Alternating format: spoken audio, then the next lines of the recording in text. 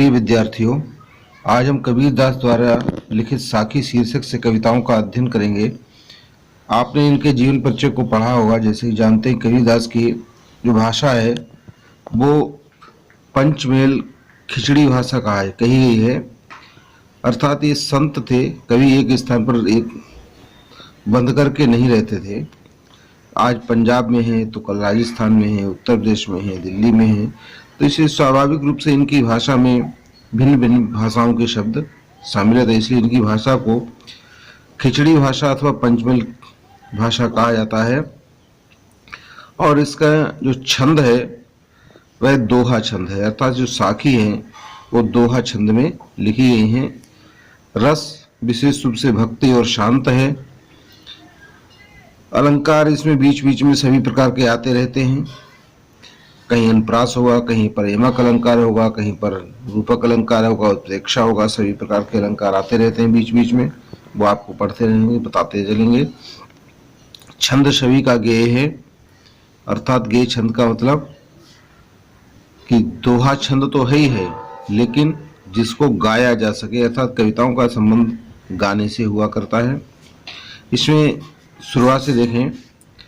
बलिहारी गुरु आपने द्योहाड़ी कै बार, जिन मानिश तय देवता करत ना लागी बाल। बलिहारी माने स्वयं को न्यौछावर करना, या बलिहारी माने कृपा। इसमें कबीरदास जी अपनी कृतज्ञता अपने गुरु के प्रति व्यक्त करते हुए कहते हैं कि हे सतगुरु, ये आपकी ही बलिहारी थी, माने आपकी ही कृपा थी कि जिनी माने जिन्होंने, मानिश माने मुझ जैसे साधारण मनुष्य को देवता बनाने में करत ना लागी बार। बार माने जरा सी भी देर नहीं लगाई, यानी बात ही बात में, जरा सी देर में मुझे मनुष्य से देवता बना दिया। फिर इसमें एक पंक्ति छूट गई, द्योहाड़ी कै बार। अगर हम इस पंक्ति को अर्थ लेते हैं तो इसके भाव में थोड़ा सा परिवर्तन होता है। द्योहाड़ी का मतलब होता है दिन भर में, और दूसरा अर्थ होता है दूं प्लस हाड़ी। इसका विग्रह कर दीजिए तो हाड़ी माने होता है हड्डी, और दूं माने प्रदान कर दूं। फिर शब्द आया कै बार। कै माने कितनी, और बार माने दफे, कितनी बार। और दूसरा बार माने होता है दिन का, दिन भर में कितनी बार, दिन भर में कितनी बार। इस तरह से यहाँ पर जो है श्लेष अलंकार भी हो जाता है और यमक अलंकार भी हो जाता है। तो इसको ध्यान रखिएगा। तो वो कहते हैं, दूसरा अर्थ इसका इस प्रकार से निकलेगा कि मैं अपने सतगुरु को प्रसन्न करने के लिए अपने आप को गुरु के ऊपर न्यौछावर करता हूं, और उनके जिन्होंने मुझ जैसे साधारण मनुष्य को देवता बनाने में जरा सी भी देर नहीं लगाई, अपने सद्गुरु के इस ऋण से मुक्त होने के लिए मैं अपने शरीर की हड्डी तक दिन भर में कितनी बार उनको समर्पित कर दूं, जिससे मैं अपने गुरु को प्रसन्न कर सकूं अथवा मैं उनके ऋण से मुक्त हो सकूं। सतगुरु की महिमा अनंत अनंत किया उपकार, लोचन अनंत उघाड़िया अनंत दिखावन हार। अगले पद में भी यहाँ पर गुरु की महिमा का ही चित्रण किया गया है। कबीरदास जी कहते हैं कि सतगुरु की महिमा अनंत है, माने अपरंपार है, उसकी महिमा का पार नहीं पाया जा सकता है। उस सतगुरु ने मेरे ऊपर अनेक अनंत किया उपकार, अनंत माने अनेकों, और उपकार माने उपकार किए हैं।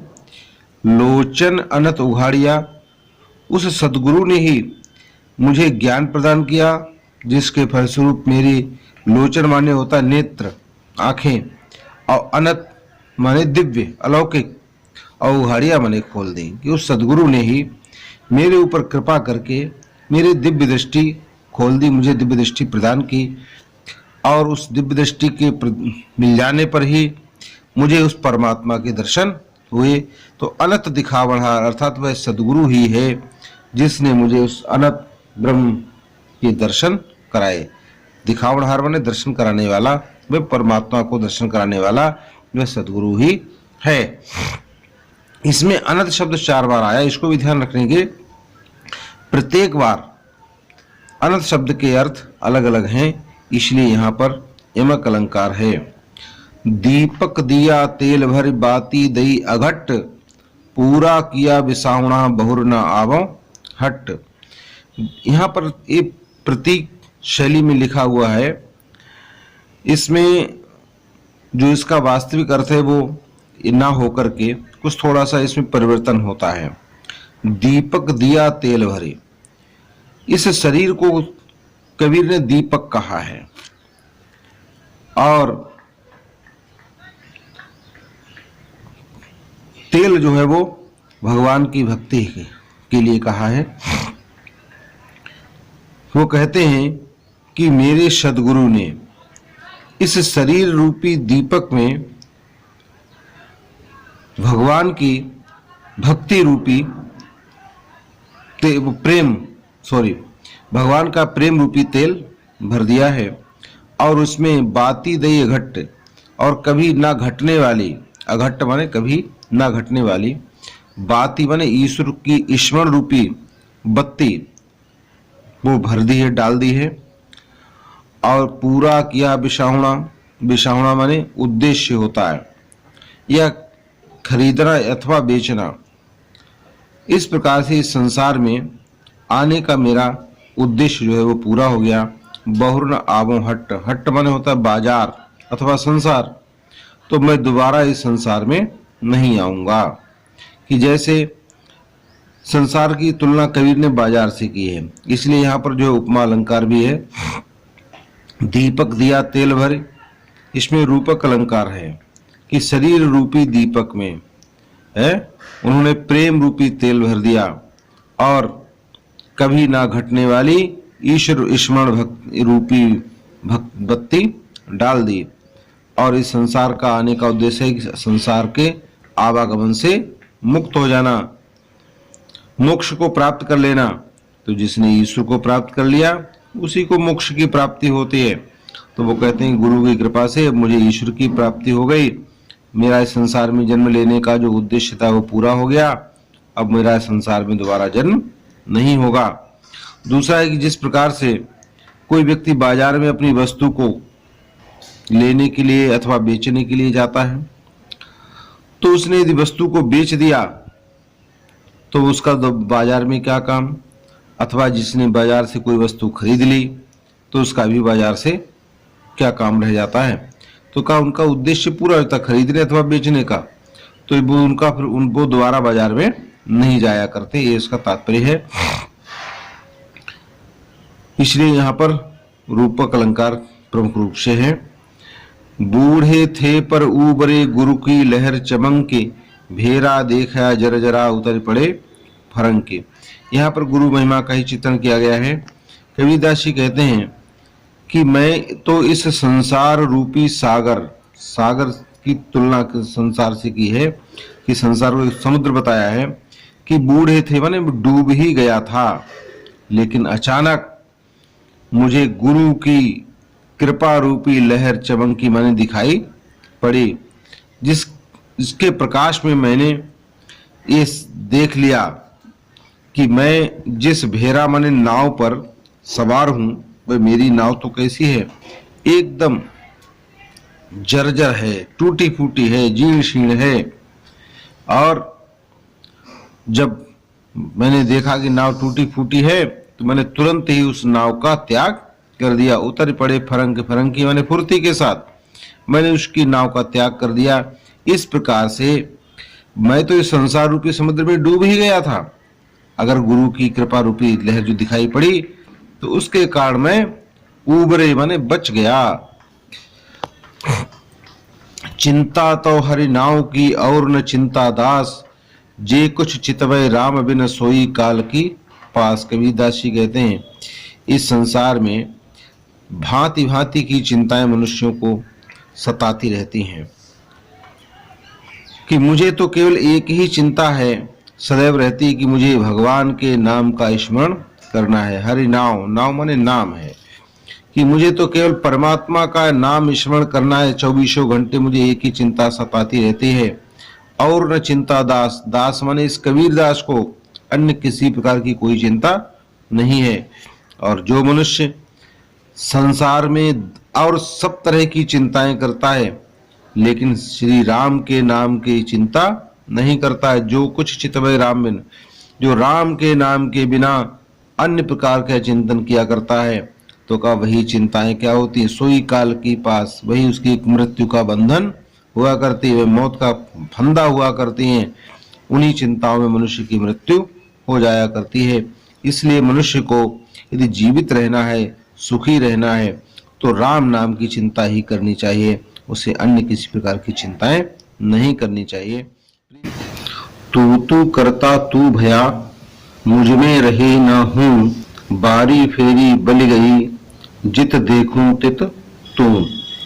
इसमें कबीरदास जी ने कहा, अपनी भावना जो है ईश्वर के प्रति समर्पित करते हुए कहते हैं कि हे परमात्मा, कि मैं तेरा नाम लेते लेते तू करता, मैंने तेरे नाम का स्मरण करते करते तू भया, मैं तेरे जैसा हो गया हूं।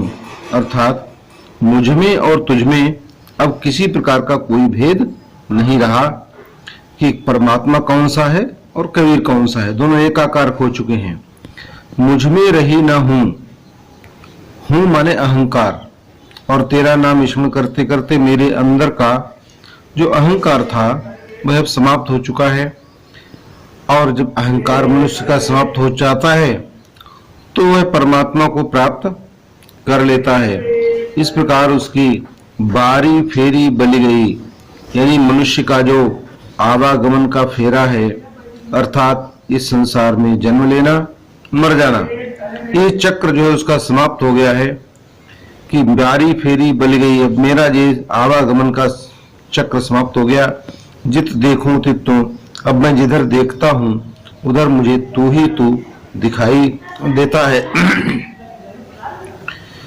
कबीर सूता क्या करे, काहिन देखे जागी, जाके संगते बिछड़िया ताही के संग लागी। इसमें कबीरदास जी ने कहा कि हे मनुष्य, तू सूता माने सोता हुआ क्या करे, क्या कर रहा है, अर्थात तुझे इस प्रकार सोना नहीं चाहिए।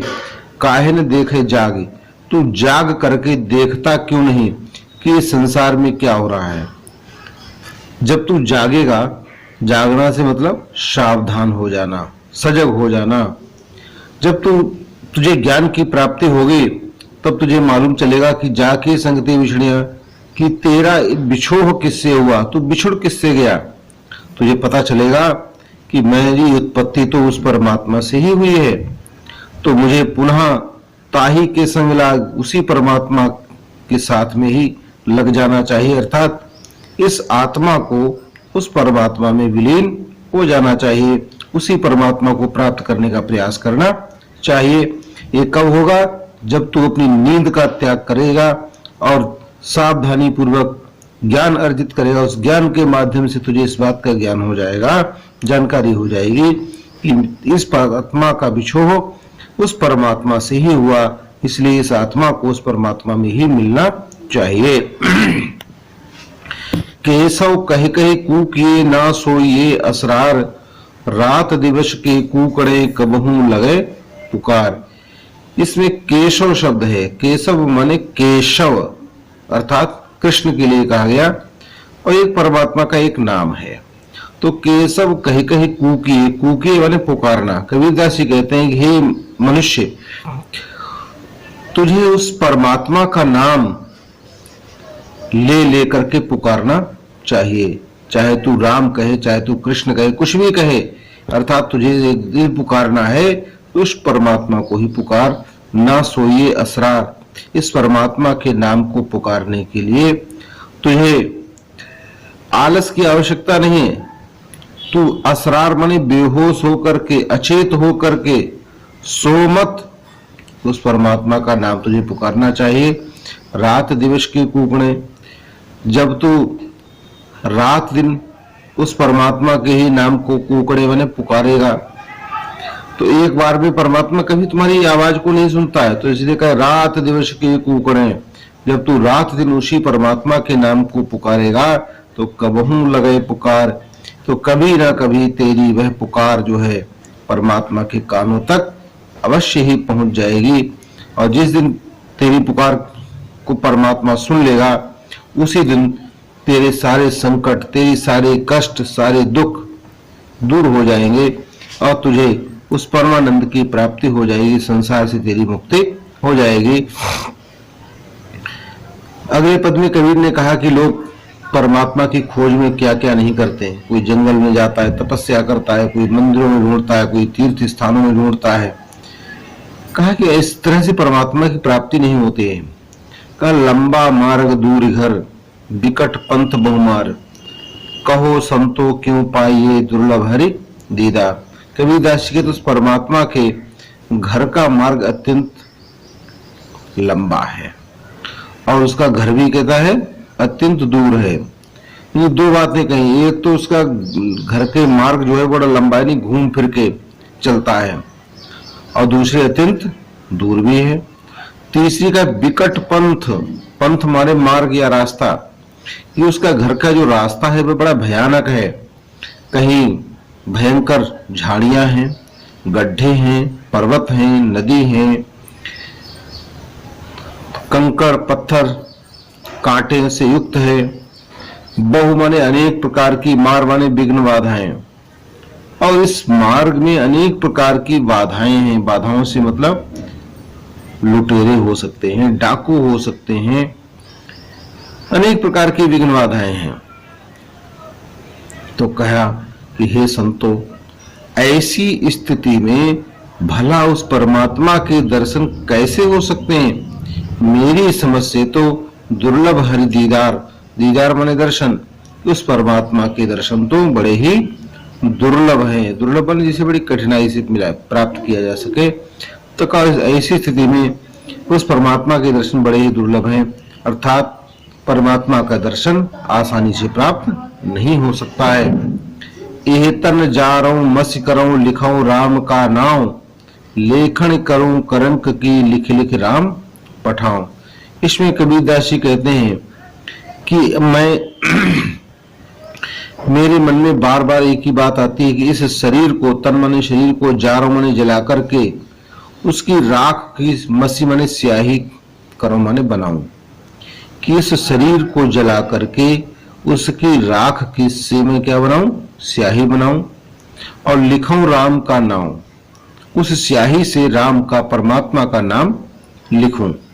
लेखन करूं करंक, करंक माने होता है हड्डी, कि उस शरीर की हड्डी की मैं लेखनी बनाऊं और उस हड्डी और स्याही की सहायता से राम का नाम लिख लिख करके राम के पास भेजता रहूं।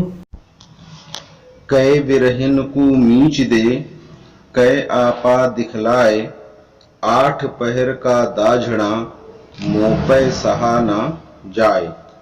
कबीरदास जी कहते हैं कि हे परमात्मा, आप मेरी इस विरहिणी आत्मा को या तो मृत्यु दे दीजिए अथवा अपने स्वरूप के दर्शन इसे करा दीजिए।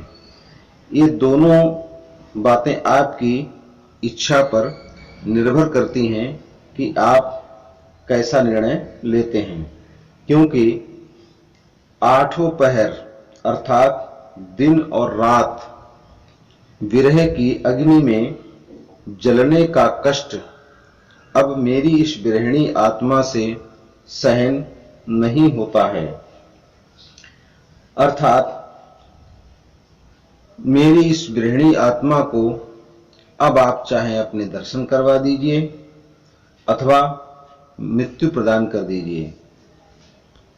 यहां पर कबीर ने परमात्मा से अपनी ये प्रार्थना की है, कबीर रेख सिंदूर की काजल दिया ना जाए, नैनु रमैया रमि रहा, दूजा कहाँ समाए।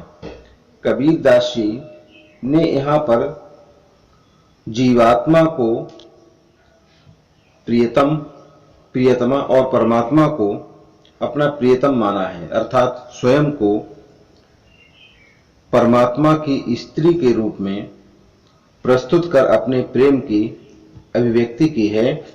और वो कहते हैं कि जैसे सौभाग्यशाली स्त्रियां अपनी मांग में सिंदूर भर लिया करती हैं, उसके बाद वे किसी दूसरे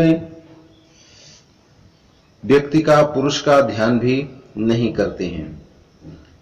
हमारे यहाँ प्रतीक माना जाता है कि जो लाल रंग है वह सौभाग्य का प्रतीक है और काजल दुर्भाग्य का, बुराइयों का प्रतीक है। इसलिए वो कहते हैं जिस व्यक्ति ने सौभाग्य को अपनाया हो वो भला दुर्भाग्य को अपनाना क्यों चाहेगा। तो कहते हैं कि मैंने अपनी मांग में सिंदूर भर लिया है, अर्थात मैंने सौभाग्य को अपना लिया है, अपने परमात्मा को अपना लिया है। ये जो लाल रंग है मेरे प्रेम का, मेरे सौभाग्य का सूचक है। और ऐसी स्थिति में मैंने परमात्मा के प्रेम को स्वीकार किया तो उसके बाद मेरे लिए संसार की जो अन्य काजल रूपी बुराइयां हैं, जिनको हम कह सकते हैं आसक्ति, विषय, वासनाएं, क्रोध, लोभ, मोह इत्यादि को अपनाना मेरे लिए संभव नहीं है। आगे वो अपनी बात को स्पष्ट करते हुए कहते हैं कि मेरे हर स्थल में, शरीर के रोम रोम में वह परम प्रिय राम, वह परम प्रिय परमात्मा मेरे नेत्रों में रम गया है, निवास कर रहा है। ऐसी स्थिति में मेरी इन आंखों में संसार की किसी भी अन्य वस्तु के लिए कोई स्थान नहीं है। राम को अपनाने के बाद सांसारिक वासनाओं के काजल को लगाना मेरे लिए किसी भी प्रकार से संभव नहीं है। यहाँ पर स्पष्ट किया है कि सिंदूर जो है वो सौभाग्यवती नारियों के सुहाग का, अर्थात सौभाग्य का सूचक है और प्रेम का रंग भी सिंदूर के समान ही लाल माना गया है। इसलिए कबीर ने अपने प्रेम की उपमा जो है सिंदूर से दी गई है। सिंदूर प्रेम का प्रतीक है और काजल सांसारिक विषय वासनाओं का प्रतीक है। इसमें शांत रस है। इसके बाद में उन्होंने एक अन्य स्थान पर भी कुछ ऐसा ही कहा है। प्रीतम छवि नैनन बसी, पर छवि कहाँ समाए, भरी सराय रहीम लख, आप पथिक फिर जाए। अर्थात रहीम ने भी इस बात को स्पष्ट किया है कि मेरी आंखों में उस परमात्मा की छवि बसी हुई है। ऐसी स्थिति में किसी दूसरे की छवि का आंखों में आना संभव नहीं है। जैसे कोई व्यक्ति बाहर से ही देखता है कि इस सराय में, इस होटल में खचाखच भीड़ भरी हुई है, तो भला उसमें वो बाहर से ही देख करके लौट जाता है कि यहां पर मेरे लिए कोई भी स्थान नहीं है।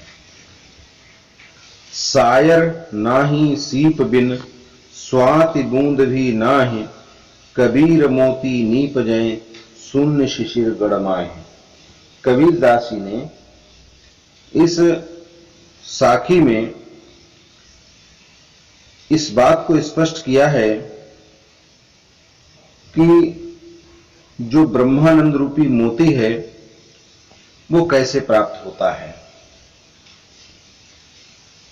कोई साधक अर्थात योगी अपनी जो है नाड़ी को, अपनी कुंडलिनी को जागृत करता है और जागृत करके अपना संपूर्ण ध्यान जो हमारे सिर पर अंतिम नाड़ी होती है, सुषुम्ना नाड़ी, वहां पर एक ब्रह्मरंध्र होता है, उसको शून्य शिशिर भी कहते हैं। एक कुंड अंतिम चक्र कहलाता है। हमारी कुंडली 8 चक्रों से होकर गुजरती है, उसमें अंतिम चक्र कहलाता है। वहां पर वह अपने ध्यान को केंद्रित करता है और वहां पर वह उस परमात्मा के दर्शन किया करता है। तो उसी को स्पष्ट करते हुए कहते हैं कि यहां पर सायर माने समुद्र है, सीप एक समुद्र का जंतु होता है, और स्वाति जो 27 नक्षत्र हैं उनमें से एक नक्षत्र स्वाति माना गया है। तो स्वाति नक्षत्र में जब वर्षा होती है तो वह वर्षा की कोई बूंद यदि समुद्र में रहने वाली उस सीप के मुख में गिर जाती है तो वहां पर उसके मुख में ही मोती का निर्माण हुआ करता है।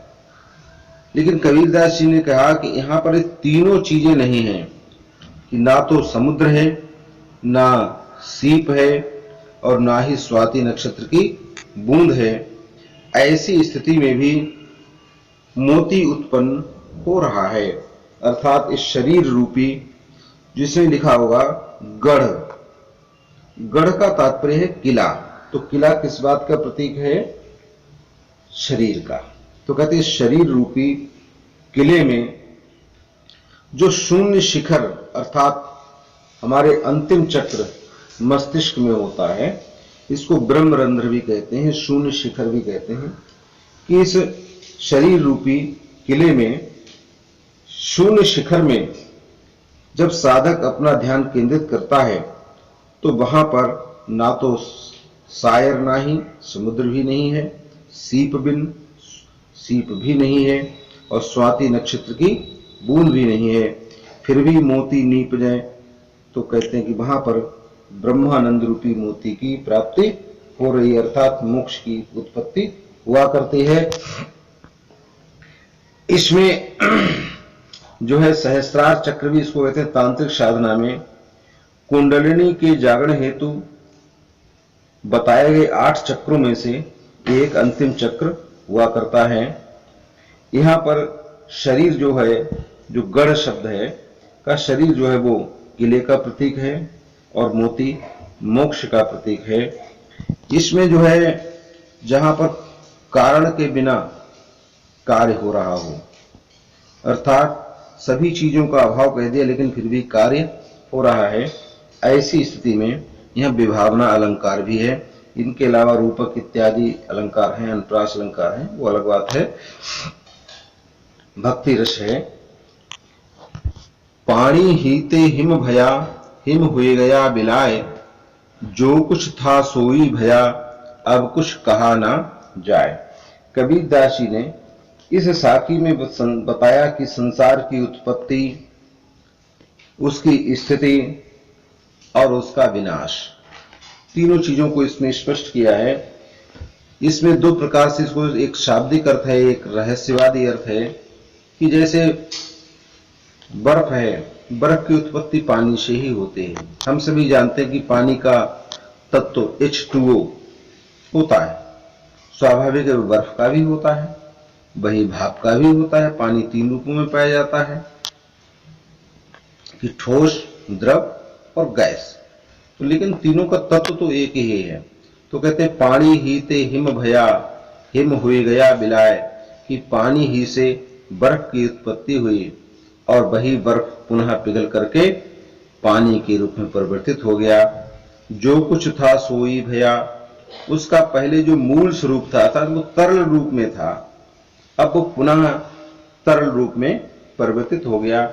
ऐसी स्थिति में कुछ कहते हुए नहीं बनता है, कि अर्थात जो हमारी संसार की स्थिति है कि उस परमात्मा से ही इस संसार की उत्पत्ति हुई, उस परमात्मा से ही हमारे शरीर की उत्पत्ति हुई, जीवात्मा की उत्पत्ति हुई। कुछ काल उसने अपना स्वरूप स्थिर रखा, हम सब जीवित रहे, संसार जीवित रहा। उसके बाद उसने शरीर का त्याग किया। वह जो जीवात्मा की ज्योति थी वह पुनः उसी परमात्मा में विलीन हो गई, अर्थात उसने अपने मूल स्वरूप को प्राप्त कर लिया है। तो ये ऐसा क्यों होता है, कहे इसके बारे में कुछ कहते हुए नहीं बनता है, क्योंकि हमारी ये आत्मा जो है वह उस परमात्मा का ही एक छोटा सा अंश है। और जीव की मृत्यु के बाद प्राणी अपना शरीर त्याग देता है और उसकी आत्मा पुनः उसी परमात्मा में विलीन हो जाती है। आज तक यहीं तक, धन्यवाद।